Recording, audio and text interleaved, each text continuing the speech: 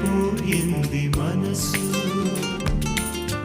ఇలా ఒంటరయింది వయసు.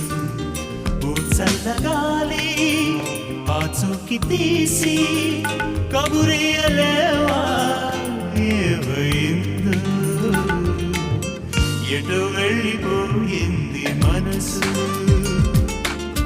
ఎటెళ్ళిందో అని నీకు తెలుసు. ఓ చల్లగాలి ఆచూకి తీసి